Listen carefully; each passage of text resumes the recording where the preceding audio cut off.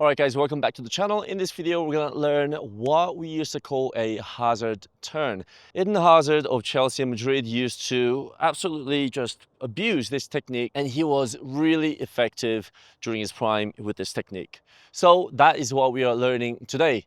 And it can be a very simple technique and quite similar mechanics to the creef actually. Therefore, I think it's something that's going to be quite easy for you to pick up. So I've got about 4 yards to my left and 4 yards to my right. So total of 8 yards. What we're going to do is from the middle, we're going to practice this one thing. We're going to push the ball out to the side where the ball is now outside of my body. And then from here, the very first technique we are going to look to practice is actually to step on the ball using the right foot. So if the ball is on the right side, we're going to use our right foot to step on the ball with our bottom of the foot. And from here, we are simply going to step on it and cross over like this. So landing on the left first, and then we are landing on the right. So then we're going to push the ball with our left outside, and we will repeat. We are going to put our left foot on the ball, then right foot goes over as we step on the ball, and then landing on the right, then left. So then it can look very simply, just step and coming over.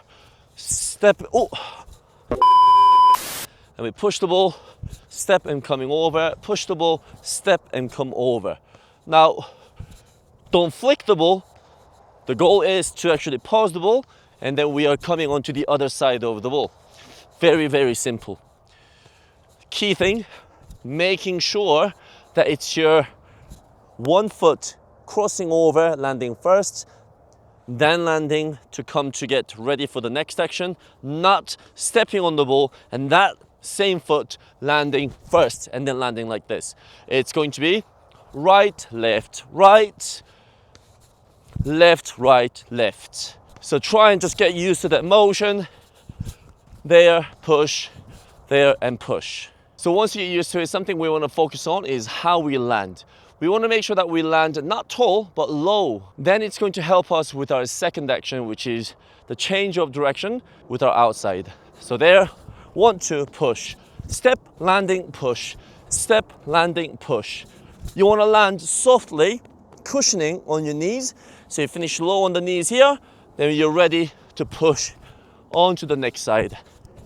Push, step, low, push, and step, low, push. The next thing we are going to focus on is our body shape. We want to make sure that our body is facing forward, not turning out to the side, because then there's a chance it might look like this.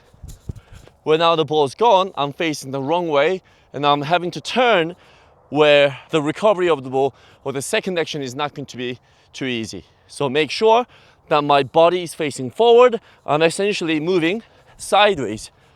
So face basically forward, push. Another thing that you want to do is possibly, where do my eyes go? Okay, it's going to be not just on the ball, but somewhere in the middle. We want to be between the ball and straight forward. So about 45-degree angle where I can see the ball and whatever's coming in front of me. And this is obviously not the perfect Eden Hazard technique. What he does is he gets the toes down and he flicks the ball just gently to change the direction really sharp. And that is where I say it's a really similar technique to the creef. Remember how I said we push the ball out to the side, we step on the ball to cross over to the other side? Basically, it's the same thing, but instead of stepping on the ball, we are going to use that momentum to flick, and then we are going to go over to the other side of the ball. So which means the momentum of your speed is going to be very important. So there, little flick, and then you go over. Push, a little flick, and then you go over. Push, little flick, and then you go over. Notice how we are still landing 1 foot at a time. If I flick the ball with my right foot, I'm landing on my left first. Left, right, left. Right, left, right. Body shape remains the same. You want to get the toes down. Just gently flick the ball. Not too much, because we want to be able to pause the ball and be able to make the second action as soon as we can. Right, so keeping the same setup here, I just brought my board so that way I can receive the ball in an angle, because that is going to be when this technique is most effective. Picture this, if you're looking to receive the ball on the right side, but in the space, so the ball might be arriving just about there as you're running into it.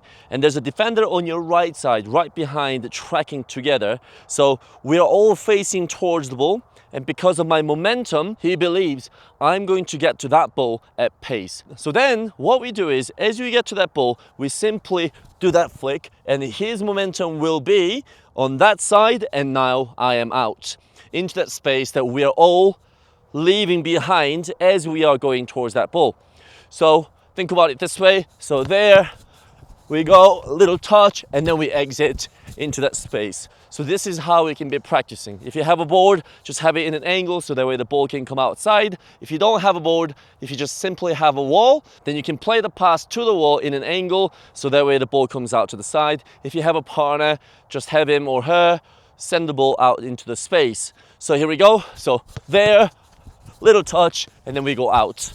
So try and connect your second action, which is the next outside touch, really fast, as effective as we can, so that way we can get into the new space as early as we can. So if I hit it a little bit harder, there and go. So you can also add a little scan as you're running into that space. Let's try it on the other side as well.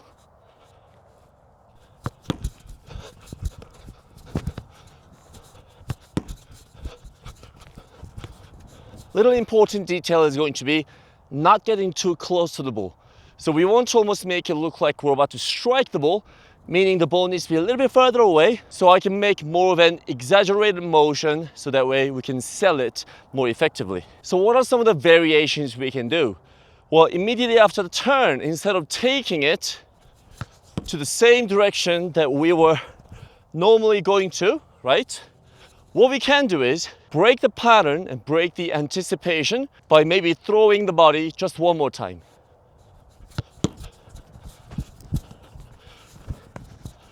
So here we go. And throw, and maybe another one. So there are so many actions you can find on your second action. But the basic is always going to be super effective. Little touch, and we go. Make sure to shape up big.